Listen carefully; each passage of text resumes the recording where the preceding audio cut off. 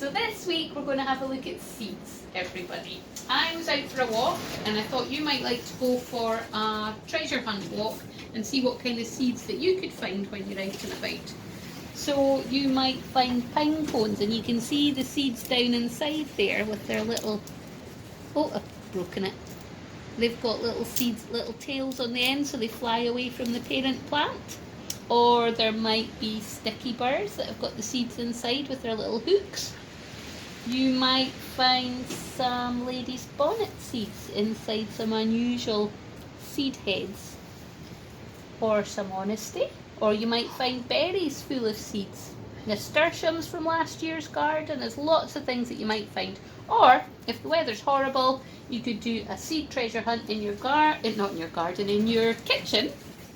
This is an avocado seed, but you might find pips in your apples, or your oranges, or your grapes.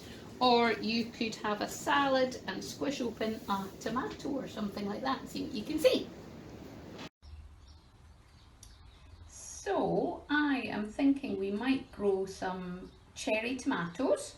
It says here they're very sweet and early cropping, which means they'll turn to fruit quite quickly through the year.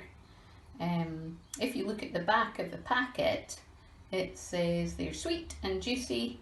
They don't need support, so we don't necessarily need to have canes and string to tie them up with, and they're a great source of vitamin C and antioxidants, so they're really good for you.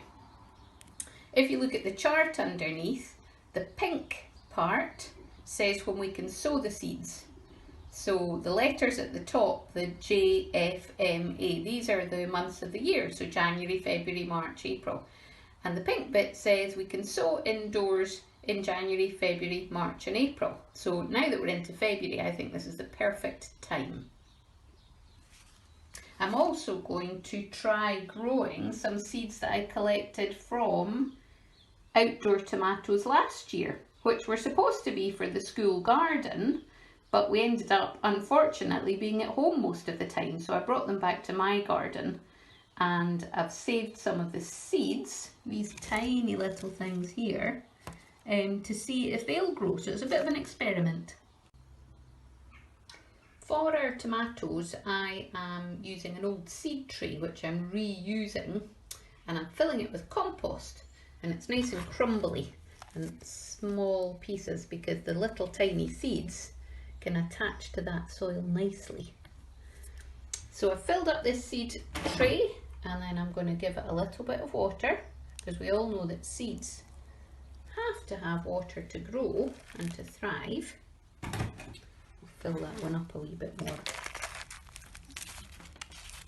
That's it. And then I'm going to put these tiny little seeds in.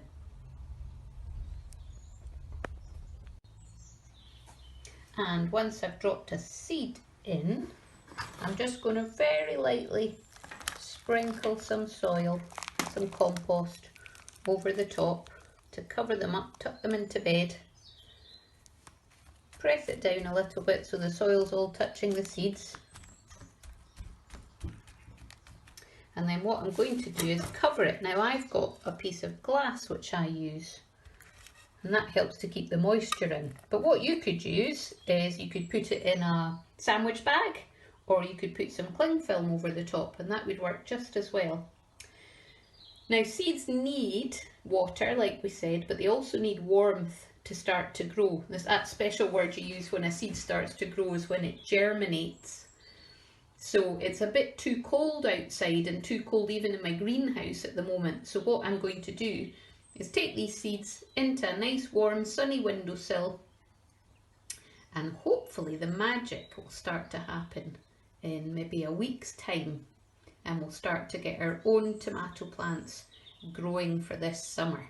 So watch this space, boys and girls.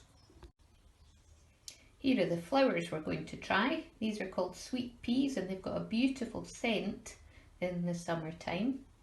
And these are the seeds, much bigger than a tomato seed. And I'm going to put them in another reused pot. So I've put some holes in the bottom. You can maybe ask a grown-up to help to put some holes in with a penknife or something. And then we're just going to sprinkle the seeds on the top, give them a wee bit of space in amongst themselves, and then again just lift that across, sprinkle some compost on the top, pat it down, and then I'll take it inside, cover it up, keep it warm, keep it damp. So this is about a week and a half to 2 weeks later, and the seeds have germinated and they're on their way. Bye!